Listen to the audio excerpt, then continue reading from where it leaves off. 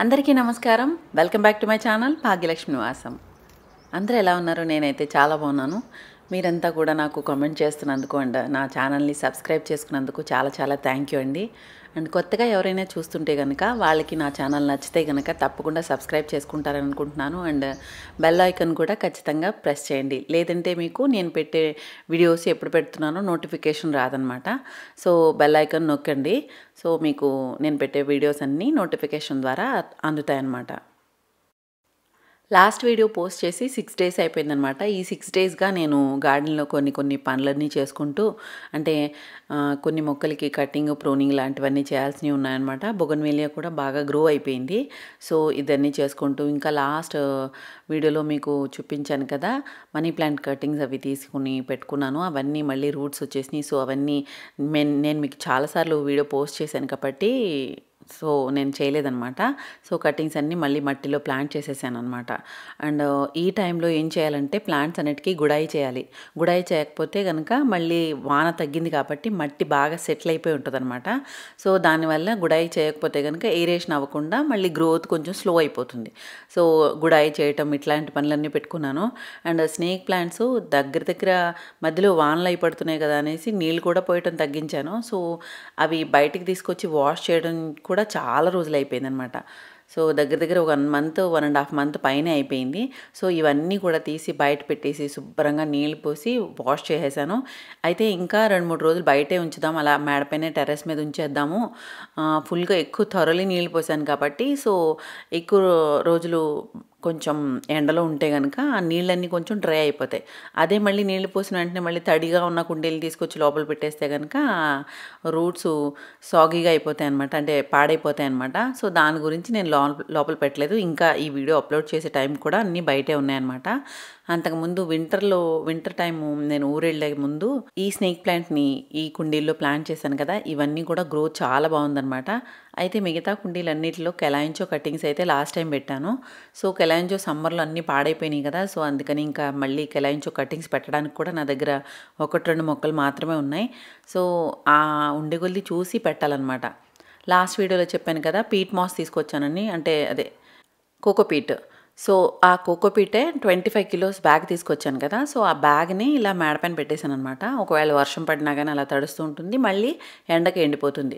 So నాకు కావాల్సినంత వరకు తీసుకుని మళ్ళీ యూజ్ చేసుకుని పక్కన పెట్టేసేలాగా నేను టెర్రస్ మీద పెట్టేస్తాను అనమాట, ఇలా బ్యాగ్ కనుక.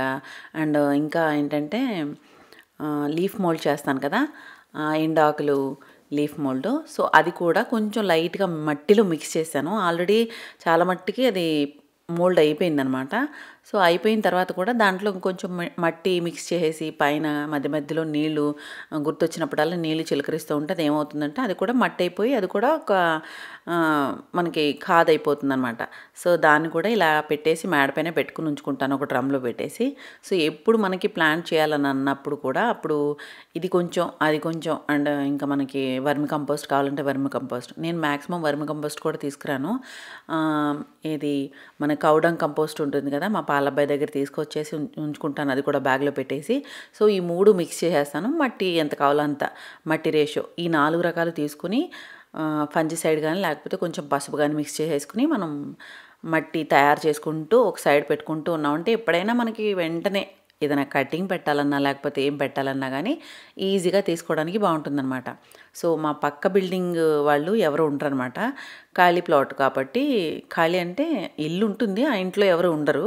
సో అక్కడ ఉన్న చెట్లు ఆకులు అవి కూడా అలా ఉండిపోయి కొన్ని చక్కగా కంపోస్ట్ అయిపోతూ ఉంటాయన్నమాట. సో వాటిని నేను ఎత్తించి బ్యాగ్లో పెట్టుకుని అలా డబ్బాల్లో స్టోర్ చేస్తూ ఉంటాను. సో ఇలా స్టోర్ చేసింది మనకి చాలా మంచిగా న్యూట్రిషన్తో కూడిన సాయిల్ మిక్స్ రెడీ అవుతుందన్నమాట. సో ఇవన్నీ మిక్స్ చేసుకుని నేను రెడీ చేస్తాను. అండ్ ఇలా స్నేక్ ప్లాంట్ అన్నిటి కూడా చక్కగా వాష్ చేసేసాను. బాగా మట్టి బాగా పేరిపోయిందనమాట స్టెమ్స్ మీద. సో వాష్ చేసి ఒక 2 రోజులు 3 రోజుల వరకు అట్లా వాష్ చేస్తూ వచ్చాను. ఇప్పుడైతే ఇంకా టెర్రస్ మీదే ఉన్నాయి, అవన్నీ కూడా సెట్ చేసేసుకోవచ్చు తర్వాత అనేసి. వాతావరణంలో డ్రాస్టిక్ చేంజెస్ రావడం వలన కొంచెం మనం కూడా జాగ్రత్తలు పాటించాలి. లేదంటే కనుక మళ్ళీ హెల్త్ పాడైపోయే ఛాన్స్ ఉంటుందన్నమాట. మొన్నటి వరకు చాలా విపరీతమైన వర్షాలు పడినాయి. ఆ తర్వాత మళ్ళీ ఇప్పుడేమో ఒకేసారి టెంపరేచర్స్ అన్నీ కూడా హై అయిపోయినాయి అనమాట. ఎండలు చాలా భయంకరంగా ఉన్నాయి. దానివల్ల మనం కూడా జాగ్రత్తలు తీసుకోకుండా కొంచెం చల్లగా ఉన్న నీళ్ళు, ఫ్రిడ్జ్‌లో నీళ్ళు తాగేస్తే గనుక గొంతు తేడా వచ్చే ఛాన్స్ ఉంటుంది. అండ్ జలుబు, దగ్గు, జ్వరాలు ఇట్లాంటివన్నీ వస్తూ ఉంటాయన్నమాట. సో, అట్లాంటివేమీ రాకుండా ఉండాలంటే కొన్ని కొన్ని టిప్స్ మనం ఇంట్లో ఫాలో అవుతూ అప్లై చేస్తూ ఉంటే గనుక మనకు కొంచెం బావుంటుందనమాట. తులసాకుల్ని నేను రెగ్యులర్‌గా గాడా చేస్తూ ఉంటాను. అయితే అదే వేడి నీళ్ళలో మరిగించి మనం తాగితే బావుంటుంది. దాంతో పాటు నేను చాయ్ మసాలా కూడా చేస్తూ ఉంటాననమాట. ఇలా చాయ్ మసాలా కూడా నీళ్ళలో వేసి మరిగించుకుని దాన్ని టీ లాగా అంటే లేకపోతే గోరువెచ్చగా మాదిరిగా లూక్‌వార్మ్‌గా తాగినా గానీ కొంచెం గొంతులో తేడాలు, దగ్గు, జలుబు ఇట్లాంటివి రాకుండా మనకి ఇమ్యూన్‌గా ఉంటామనమాట. సో, ఇట్లా తీసుకుంటూ ఉంటాను నేను. ఈ మధ్య కొంచెం రెగ్యులర్‌గానే తీసుకుంటున్నాను. ఎందుకంటే బాగా వాతావరణం చాలా తేడాగా ఉంది. సో, దానివల్ల గొంతది కూడా చాలా నొప్పిగా ఉంటుందనమాట నాకు. సో, దానివల్ల నేను ఇట్లా తీసుకుంటున్నాను. మీరు కూడా ట్రై చేసి చూడండి. అండ్ చాయ్ మసాలా రెసిపీ నేను ఆల్రెడీ వీడియోలో పోస్ట్ చేశాను. మీలో ఎవరైనా కావాలనుకుంటే గనుక చెక్ చేయండి. తర్వాత ఈ తులసాకుల్ని మనం రాగి బిందెలో గనుక వేసుకున్న ఒకవేళ రాగి చెంబు, రాగి జగ్గు దాంట్లో వేసుకున్నా గానీ మనకేమవుతుందంటే దాని గుణాలు రాగి దాంట్లోకి వెళ్ళేసరికి కొంచెం ఎక్కువ ఎన్హాన్స్ అవుతాయన్నమాట. సో, కాపర్ వాల్యూ అండ్ తులసిలో ఉన్న గుణాలు మనకి బాడీకి ఇమ్యూనిటీని ఇస్తాయన్నమాట. సో, దానివల్ల ఏంటంటే చాలా మంచి బెనిఫిట్స్ ఉంటాయి. నేను ఇట్లా నీళ్ళన్నీ కూడా రాగి బిందె తెచ్చుకున్నాను కదా నేను, దాంట్లో వేసుకుంటూ ఉంటాను. సో, దాంతో పాటు ఇలా తులసాకులు కూడా 4 వేస్తూ ఉంటానన్నమాట.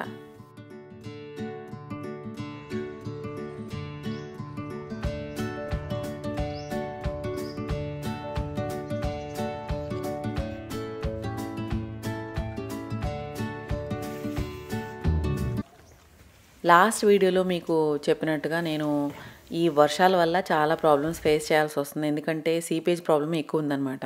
సో, మా ఇంటి వెనకాల వాల్ అంతా కూడా చాలా సీపేజ్‌కి చాలా తడిచిపోయినట్టు అయిపోయి వార్డ్రోబ్స్ అన్నీ కూడా అదో రకమైన వాసన రావటం మొదలుపెట్టినాయి అనమాట. సో, నేను 1 బై 1 వార్డ్రోబ్స్ కూడా క్లీన్ చేస్తూ ఉన్నాను.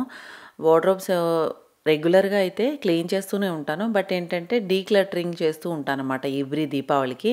సో, మనకి యూజ్ కానివి ఎవరికైనా యూజ్ అయ్యేలా ఉంటే గనక డొనేట్ చేయటం, లేదంటే డిస్కార్డ్ చేయటం లాంటివి చేస్తూ ఉంటాను.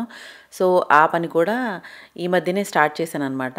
సో, ఈ మొత్తం వార్డ్రోబ్ అంతా కూడా మొత్తం అన్నీ క్లీన్ చేసేసి ఒకసారి ఒక రోజంతా కూడా ఒక పూట వరకు కొద్దిసేపు ఆరనిచ్చిన తర్వాత క్లీన్ చేసేసి మళ్ళీ అరేంజ్ చేయటం మొదలుపెట్టాననమాట.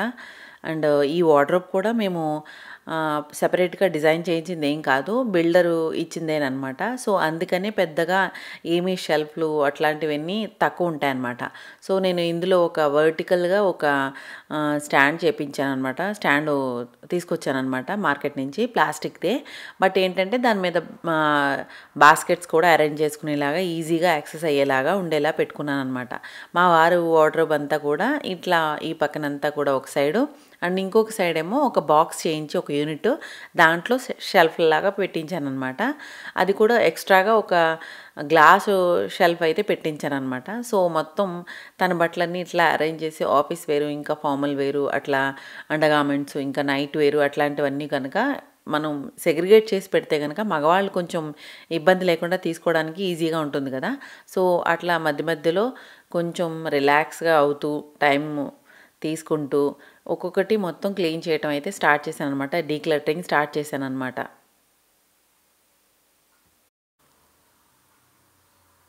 తర్వాత చాలా రోజులైపోయింది ఏం చేయలేదు అనేసి నేను సిరి, చింటూ కూడా వచ్చే ప్లాన్ ఉందనమాట. వాళ్ళు నెక్స్ట్ సండేకి వస్తానన్నారు. సో, వాళ్ళిద్దరికీ కూడా ఇలా నట్స్‌తో చేసింది మామూలుగా అయితే నట్స్ తినాలి అంటారు కాబట్టి నట్స్‌తో డైరెక్ట్‌గా తినమంటే వాళ్ళు తినరనమాట.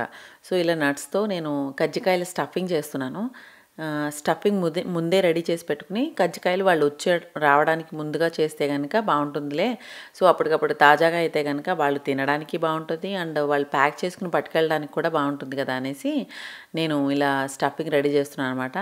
నట్స్ మనకేం కావాలంటే అవి నేను బాదం పప్పు, జీడిపప్పు, వాల్నట్, వేరుశనగ గుళ్ళు అండ్ నువ్వు పప్పు యాడ్ చేసి కొబ్బరి యాడ్ చేశాననమాట.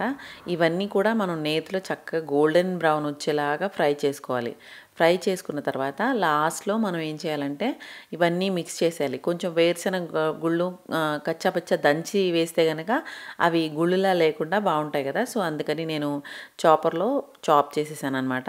మిగతా అన్నీ కూడా యాడ్ చేసేసి చక్కగా బాగా కలిపేసుకున్న తర్వాత దాంట్లో ఏం చేశానంటే కొంచెం కొబ్బరి పొడి, డ్రై డెసికేటెడ్ కొబ్బరి పొడి ఉంటుంది కదా, అది యాడ్ చేశాను. ఆ తర్వాత బెల్లం అండ్ కోవా యాడ్ చేశాననమాట. కోవా స్వీట్‌లెస్‌ది అనమాట ఇది. ఇక్కడ కోవా దొరుకుతుంది. సో, అలా స్వీట్‌లెస్‌ది వెయ్యాలి. అండ్ బెల్లం మనకి ఎంత కావాలంటే అంత యాడ్ చేసుకోవడమే. సో, ఇవన్నీ వేసేసిన తర్వాత స్టవ్ కట్టేసి ఇవన్నీ మిక్స్ చేసుకోవాలన్నమాట. బాగా పొడి పొడిగా అయ్యే వరకు బాగా మిక్స్ చేసుకోవాలి. బెల్లం పొడి కొట్టిందే కాబట్టి అండ్ కోవా కూడా ఆల్రెడీ డ్రైగానే ఉంటుంది. సో, మనం ఇదంతా వేడి మీదే కలిపేసుకుని ఆ వేడి తగ్గిపోయే వరకు కూడా కలుపుతూ ఉంటే గనక పొడిలాగా అయిపోతుందనమాట. సో, ఇదంతా తీసుకెళ్ళి ఒక డబ్బాలో స్టోర్ చేసి పెట్టుకొని ఎప్పుడు కావాలంటే అప్పుడు మనం ఈ లడ్డు చేసుకోవచ్చు వెంటనే. లేదంటే గనక మనం కజ్జికాయల స్టఫింగ్‌లా యూజ్ చేసుకోవచ్చు. ఇంత శ్రమపడి అవసరమా? ఇంత శ్రమపడి చేసేస్తూ, ఊరికే కష్టపడి చేసేసే బదులు అప్పటికప్పుడు చేసుకుంటే సరిపోదా అని అనుకుని కొన్ని కొన్ని పనులు మనం దాటేసుకుంటే అన్ని రోజులు మనవి కాదు. సో, కొన్ని కొన్ని టైమ్స్‌లో మనకి కూడా కొంచెం టైము స్పెండ్ చేయాలని మన మీద మనకి టైం స్పెండ్ చేయాలనిపిస్తుంది. అండ్ ఇంకొకటేంటంటే ఫ్యామిలీతో కూర్చోవాలనిపిస్తుంది. సో, వంట పని కొంచెం తొందరగా అయిపోవాలంటే ప్రీ ప్రెప్స్ లాంటివి చేసి పెట్టుకోవడం చాలా అవసరం. అండ్ ఇంకొకటేంటంటే చేసి పెట్టుకోవడం తప్పేం కాదు. సో, అది మనం ఒక తరీకాలో ఏదైతే మనం చేస్తున్నామో దాన్ని ఒక పద్ధతిలో చేస్తే గనక అది పాడైపోయే ఛాన్స్ ఉండదు. అండ్ ఫ్రెష్‌గా తింటేనే కదా మంచిది, హెల్తీ అని అనుకుని అన్ని రోజుల్లోనూ ఫ్రెష్‌గా తినొద్దు అని అనట్లేదు. ఎప్పుడైనా మనకి ఒంట్లో బాలేనప్పుడు లేకపోతే మనకి చేయాలనిపించదు. మనకంటూ మూడ్ స్వింగ్స్ ఉంటాయి కదా! సో, అట్లాంటి టైంలో చేసుకోవడానికి ఈజీగా ఉండడానికి మనం కొన్ని ప్రిపరేషన్స్ చేసి పెట్టుకుంటే గనక చాలా ఈజీగా ఉంటుందనమాట. మనం కూడా ఊరికే ఎంతసేపు టైం స్పెండ్ చేయలేకపోతున్నాం మన వాళ్ళతో అండ్ లేకపోతే నాకంటూ కొంచెం టైం లేదు అని అనుకోవడానికి లేకుండా అండ్ ఈ రోజుల్లో అందరూ వర్కింగ్ ఉంటున్నారు. ఎవరికి వాళ్ళకి ఏదో ఒక పని ఉంటుందన్నమాట. సో, ఆ వ్యాపకంలో పడి మనం వంట కూడా టేస్టీగాను చేయొచ్చు అండ్ ఇంకొకటి ఏంటంటే తొందరగాను చేయొచ్చు ఇట్లాంటివన్నీ చేసి పెట్టుకుంటే. సో, టమాటా క్యూబ్స్ అండ్ చింతపండు క్యూబ్స్, ఈ అల్లం వెల్లుల్లిపాయ విడివిడిగా చేసుకుంటాను నేను. అల్లం విడిగా చేసుకుంటాను, వెల్లుల్లిపాయ విడిగా చేసుకుంటాననమాట. సో, ఇట్లాంటివన్నీ చేసి పెట్టుకుంటే ఇంకా పచ్చిమిరపకాయ, కొత్తిమీర కూడా ఇప్పుడు కొంచెం కాస్ట్లీ వస్తుంది. ఒక కిలో రూ. 400 అనమాట. సో, అట్లా ఎక్స్‌పెన్సివ్ ఉన్న టైంలో కూడా మనం కొన్ని థింగ్స్‌ని సేవ్ చేసి ముందే పెట్టుకుంటే గనక కొంచెం టైము స్పెండ్ చేయాల్సొస్తుంది దాని మీద. అప్పుడు మనం బావుండి, మన మూడ్ కూడా బావుండి, అప్పుడు మనం చేయగలిగేలా ఉన్నప్పుడు చేసేసుకుని అది పెట్టుకుంటే గనక మనకి బాలేనప్పుడు, మనకి మూడ్ స్వింగ్ బాలేనప్పుడు అట్లాంటి టైంలో మనం యూజ్ చేసుకోవడానికి చాలా మంచిగా ఉంటాయన్నమాట. బ్యాకప్‌లా ఉంటుంది మనకిది. సో, దానివల్ల చాలా ఈజీగా మనం బయట ఊరికే అన్‌హెల్తీ తినడం, ఆహ్, తర్వాత హెల్త్ పాడవటం ఇట్లాంటివన్నీ లేకుండా మనం హెల్తీగా ఉండొచ్చు, హెల్తీగా తినొచ్చనమాట. సో, నేను అందుకే చాలా మట్టుకి ఇంట్లోనే ప్రీ ప్రెప్స్ చాలా చేసి పెట్టుకుంటాను. టమాటో క్యూబ్స్ దగ్గర నుంచి ఇంకా చింతపండు, అల్లం, వెల్లుల్లిపాయ, పచ్చిమిరపకాయ, కొత్తిమీర కూడా చేసుకుంటాను నేను. కొత్తిమీర కట్ చేసి క్యూబ్స్ చేసుకుంటాను, గ్రైండ్ చేసేసి పేస్ట్ లాగా అండ్ కొత్తిమీర కట్ చేసేసి ఫ్రీజ్ కూడా చేసేసి చేసుకుంటాననమాట. అండ్ వెజిటబుల్స్ ఎలాగో కట్ చేసుకుంటాం. అప్పటికప్పుడు కట్ చేసుకునే వెజిటబుల్స్ ఎలాగా అప్పటికప్పుడే కట్ చేయాలి. మష్రూమ్ అంటే పాడైపోతుంది కాబట్టి అప్పటికప్పుడే కట్ చేసుకోవాలి. అండ్ ఇంకా ప్రీ ప్రెప్స్‌గా ముందు కట్ చేసుకునే వెజిటబుల్స్ చాలా ఉంటాయి. మనం కాలీఫ్లవర్ కట్ చేసి పెట్టుకోవచ్చు, క్యాబేజ్ కట్ చేసి పెట్టుకోవచ్చు, బెండకాయ, దొండకాయ ఇట్లాంటివన్నీ కూడా కట్ చేసి పెట్టుకోవచ్చనమాట. సో, లేకపోతే పైన తొక్క తీసేసి పీల్ చేసి పెట్టుకునేవి కూడా చాలా ఉంటాయి. సో, అట్లా చేసి ఇంకా మనం పప్పులన్నీ ఉడకపెట్టేసి ఫ్రీజ్ చేసుకోవచ్చు. అండ్ బంగాళదుంప ఉడకపెట్టి పెట్టుకోవచ్చు, కోడిగుడ్లు ఉడకపెట్టి పెట్టుకోవచ్చు. ఇట్లా చాలా థింగ్స్ ఉన్నాయి. కొన్ని మనం టైం స్పెండ్ చేయడానికి మన ఈజీగా వంట కూడా ఈజీగా అయిపోవడానికి ఇట్లాంటివి చేయటం అవసరం అనమాట. మార్నింగ్ లంచ్ ప్యాక్ చేయాలన్నా గానీ, ఇద్దరు ముగ్గురికి లంచ్ ప్యాక్ చేసి ఇవ్వాలన్నా గానీ, ఇట్లాంటి ఐడియాస్ చాలా ఈజీగా ఉంటాయన్నమాట. ముందు రోజే మనం బాయిల్ చేసి పెట్టేసుకోవచ్చు, కట్ చేసి పెట్టుకోవచ్చు. ఇంకా ఇట్లాంటి ప్రిపరేషన్స్ అన్నీ చేసి పెట్టుకుంటే కనుక ఆ రోజు లంచ్ ప్రిపరేషన్కి మనం 2-3 రకాలు ఈజీగా చేసేయచ్చు. చాలా ఈజీగా ఉంటుంది. ఎప్పుడైనా ఎవరైనా ఇంటికి గెస్ట్లు వస్తున్నారు అన్నప్పుడు సడన్గా విజిట్ చేసే వాళ్ళు కూడా చాలామంది ఉంటారు. అట్లాంటప్పుడు కూడా మనం ఈజీగా వంట చేయొచ్చు, టేస్టీగా కూడా చేయొచ్చు. సో ఇట్లాంటి ప్లాన్స్ అన్నీ కూడా మనం ముందుగానే ప్రిపేర్ అయ్యి, కొంచెం కష్టం అవుతుంది బట్ చేసుకుంటే కనుక చాలా ఈజీగా ఉంటుందన్నమాట. సో నేనైతే మాత్రం ఇట్లా చేసుకుంటూ ప్లాన్డ్గా చాలా మట్టుకి ఈజీగా కుకింగ్ చేసేస్తూ ఉంటాను. సో ఈరోజు నేను మష్రూమ్ ఫ్రై చేశాను. ఓటీజీలో చేశాను అండ్ పాన్ ఫ్రై కూడా చేశాను అనమాట. 2 రకాలుగాను ఎట్లా ఉంటుందో టేస్ట్ చూద్దామనేసి. అది ఎయిర్ ఫ్రైర్లో చేసింది కొంచెం ఆయిల్ లెస్ కాబట్టి అంత టేస్ట్ ఉండదు. బట్ పాన్ ఫ్రై చేసింది మాత్రం చాలా టేస్టీగా ఉంది. రసం పెట్టాను. ఇది అనమాట ఈరోజు మా డిన్నరు.